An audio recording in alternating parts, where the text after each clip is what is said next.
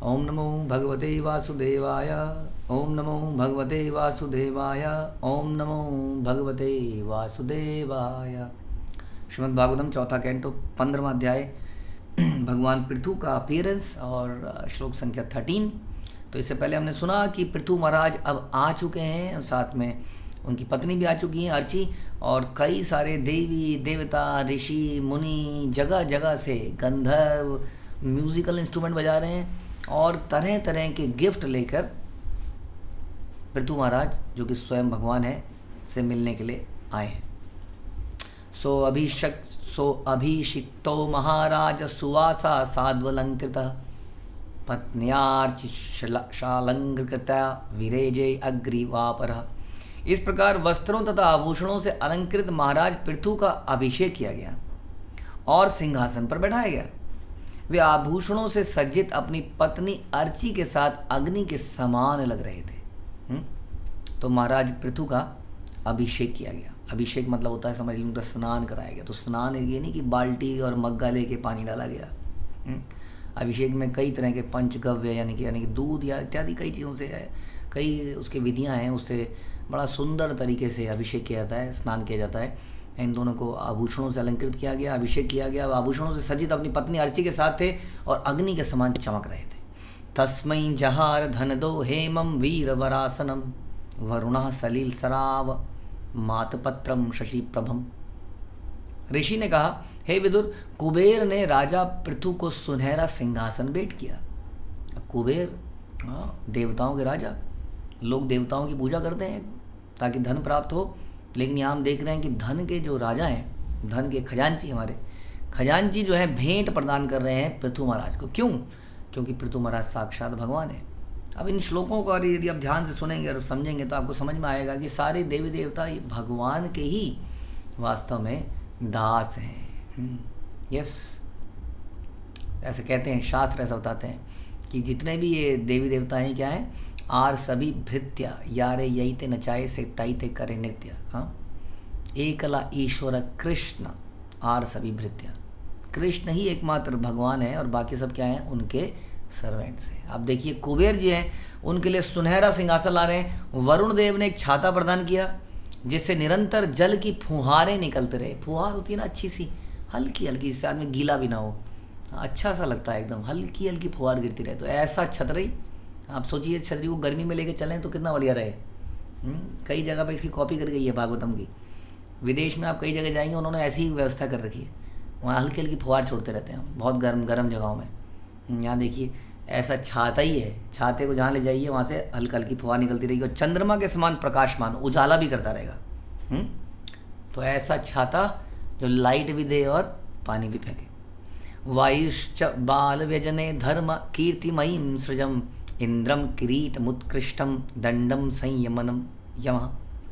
वायु ने 2 चांवर दिए, पंखे, एक तरह से बालों वाले पंखे। धर्म ने यश को बढ़ाने वाला पुष्पहार दिया, ऐसा हार जो यश को बढ़ाए। स्वर्ग के राजा इंद्र ने मूल्यवान मुकुट प्रदान किया और यमराज ने विश्व पर शासन करने के लिए एक दंड प्रदान किया। ओह, यमराज का दंड, यमदंड, क्योंकि उस यमदंड के असली अधिकारी कौन है? स्वयं भगवान है। और जब भगवान ही आ गए तो यमराज क्या कह रहे हैं, आप ही चला रहे हैं भगवान, ये लीजिए आपका दंड आपके हाथ में, इस संसार में मैं इसी दंड के सहारे नियंत्रण करता हूँ। तो उन्होंने अपना दंड भी भगवान को दे दिया। ब्रह्मा ब्रह्ममयम वर्म भारती हार मुक्तमम हरि सुदर्शन चक्रम तत्पत्न्या व्याहात हतम श्रियम। ब्रह्मा जी ने राजा पृथु को आत्मज्ञान से निर्मित कवच भेंट कर दिया। आत्मज्ञान से निर्मित कवच। तो वास्तविक कवच क्या है हमारे जीवन में? हमारे जीवन में सबसे बड़े शत्रु कौन है, आप जानते हैं? जिनसे हमें बचना है, कवच पहनने हैं। आदमी अपने शत्रुओं से कवच पहनता है ना, आदमी सोचता है कि उसका शत्रु कोई कहीं से गोली मार देगा, ठाएँ, तो कवच पहनता है, जैकेट, बुलेट प्रूफ जैकेट। और हम देखते हैं कि संसार में बुलेट प्रूफ जैकेट होने के बावजूद भी लोगों की हत्या कर दी जाती है। तो प्रॉब्लम कहाँ है? प्रॉब्लम है, हमारे सबसे बड़े शत्रु क्या है? कामेशु क्रोधेशु रजोगुणा समद्भुआ महाशनो महापापमा। ये हमारे सबसे बड़े शत्रु हैं एज पर भगवद गीता। तो क्या कवच है फिर इनके लिए? इनके लिए कवच है ज्ञान का कवच। आत्मज्ञान। ये ज्ञान ग्रेजुएशन, पोस्ट ग्रेजुएशन, पीएचडी करने से नहीं आता है। ये है आत्मज्ञान। ये किसी साधु की, गुरु की शरणागति में भक्ति के प्रोसेस को फॉलो करके आता है।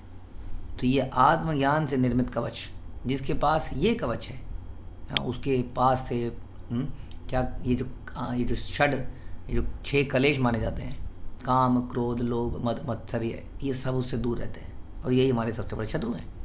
तो ये कवच भेंट किया। ब्रह्मा की पत्नी भारती सरस्वती ने दिव्य हार दिया। भगवान विष्णु ने सुदर्शन चक्र दिया। Vishnu is giving gift to Vishnu. तो भगवान एक साथ मल्टीपल रोल अदा करते हैं। हमारी पिक्चरों में भी देखते हैं डबल रोल, ट्रिपल रोल, देखते हैं कि नहीं। और हम सुनते हैं करदम मुनि ने 9 डिविजन्स कर लिए अपने, 9 भागों में डिवाइड कर लिया अपने आप को। लेकिन भगवान के लिए कोई लिमिट नहीं है। वो 16,108 रानियों के साथ एक साथ रहते हैं। वो मिलियन बिलियंस गोपियों के साथ एक साथ डांस करते हैं। इस प्रकार भगवान विष्णु ने सुदर्शन चक्र भी दे दिया। इसका मतलब जो सामने बैठा है वो कौन है? वो भी साक्षात भगवान ही। कौन सुदर्शन चक्र को धारण कर सकता है? और उनकी पत्नी ऐश्वर्य की देवी लक्ष्मी जी ने उन्हें अविचल ऐश्वर्य प्रदान कर दिया। लक्ष्मी तो पृथु की ही है। तो इस प्रकार से ये भी उनको गिफ्ट मिला। 10 चंद्रम मसिम रुद्र शत चंद्रम तथाम्बिका सोमो अमृतमयान श्वान त्वष्टा रूपाश्रयम रथम। शिवजी ने 10 चंद्रमाओं से अंकित कोश वाली तलवार भेंट कर दी। बताइए। तो ये जब चीज़ें भगवान को गिफ्ट में इस प्रकार मिल रही हैं, तो हमें ये नहीं सोचना चाहिए कि अच्छा ये अब मिली भगवान को, अच्छा सुदर्शन चक्र अब मिला। जैसे हम देखते हैं समुद्र मंथन में लक्ष्मी जी निकली और लक्ष्मी जी ने भगवान को वर रूप में लिया। तो कोई ऐसा ना समझे कि अच्छा इस दिन से लक्ष्मी और नारायण का विवाह, नहीं। या हम सुनते हैं कि भगवान का जो शंख है वो किस प्रकार से उन्हें एक राक्षस को मार के पानी के नीचे मिला। तो वो ये चीज़ें भगवान को जो मिल रही हैं गिफ्ट में, या भगवान राम को जो उनको जो बाण मिले, स्पेशल गिफ्ट मिले अलग अलग समय पर, तो वो ये जो भगवान को ये जो चीज़ें मिलती हैं, ये वास्तव में ऐसा नहीं है कि भगवान को अब प्राप्त हुई। ये भगवान की वस्तुएं हैं। इस प्रकार की भगवान लीला करते हैं कि समय समय पर कोई इन्हें दे रहा है। बट ये भगवान के आयुध हैं, इनको आयुध भी कहते हैं, शस्त्र, अस्त्र, शस्त्र।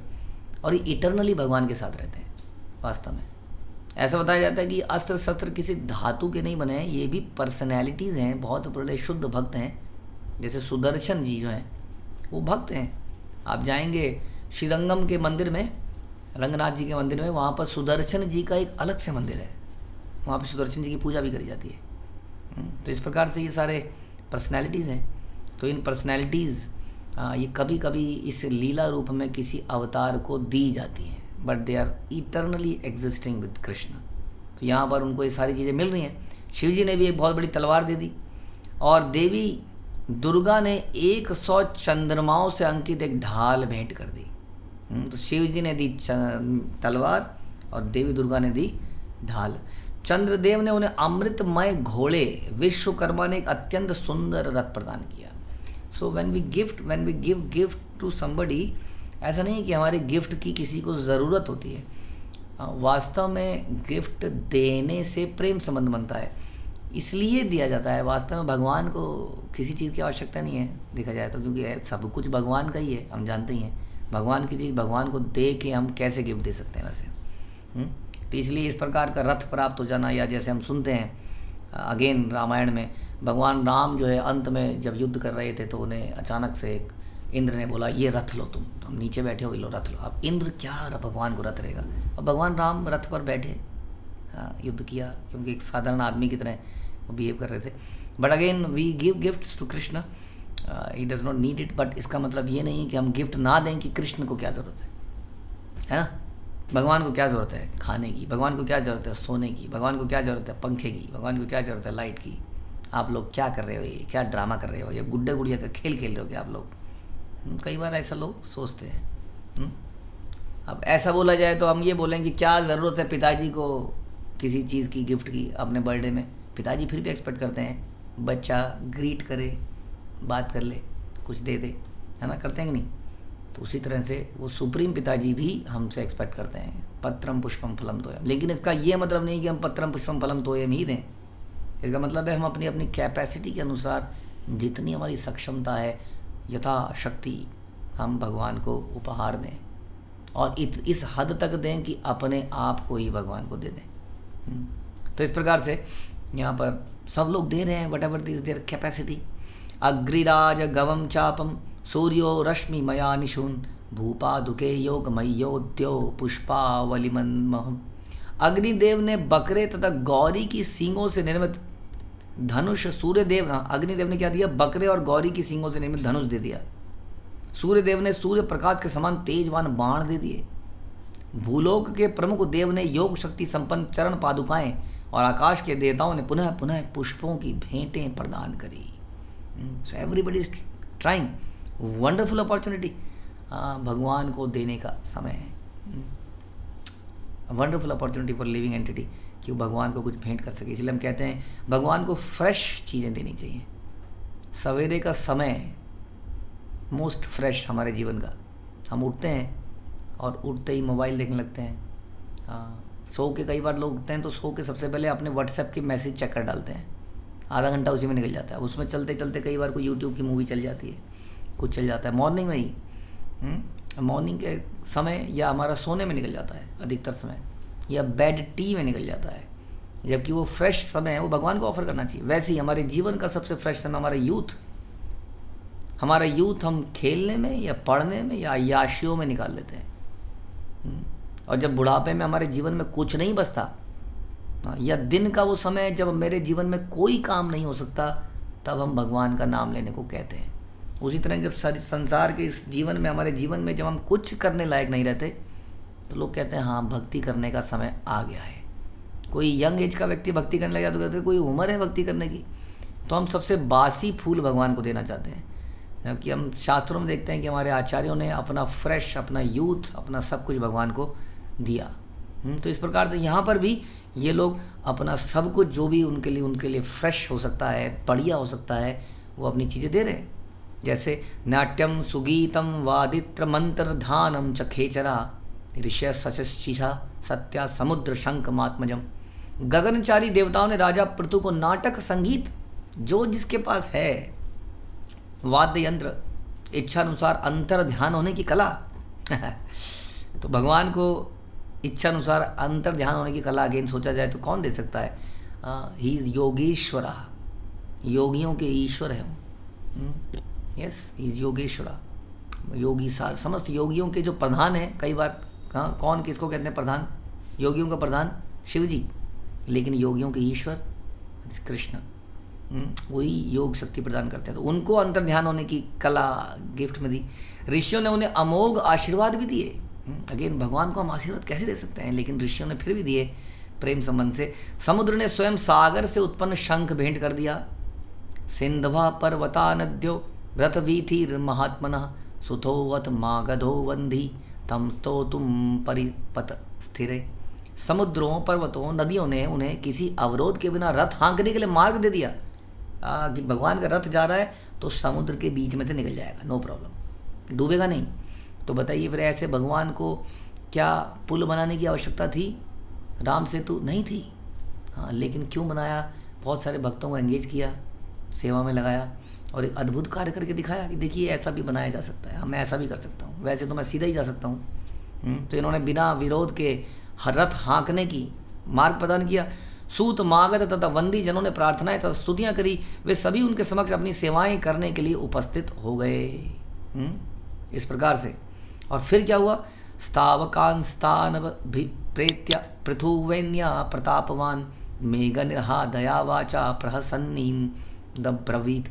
जब परम शक्तिशाली वेन के पुत्र राजा पृथु ने अपने समक्ष इन सबों को देखा तो वे उन्हें बधाई देने के लिए हंसे और मेघ गर्जना जैसी गंभीर वाणी में इस प्रकार बोले, because he is Krishna himself. हाँ, सब कुछ मिलने के बाद भी वो अपनी पोजीशन को बनाए रखते हैं, सब कुछ। हाँ, भगवान को इसलिए क्या कहते हैं हम?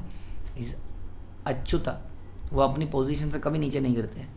इसलिए अभी भी वो अपना जो है क्या कहते हैं उसको डेकोरम बनाए थे और हंसे मुस्कुराए और मेघ जैसी गर्जना करते हुए हाँ इस प्रकार बोले। पृथुर्वाचा, क्या बोले ये हम अगले प्रवचन में सुनेंगे। हरे कृष्णा। श्रील प्रभुपाद की जय। ग्रंथराज श्रीमद् भागवतम की जय।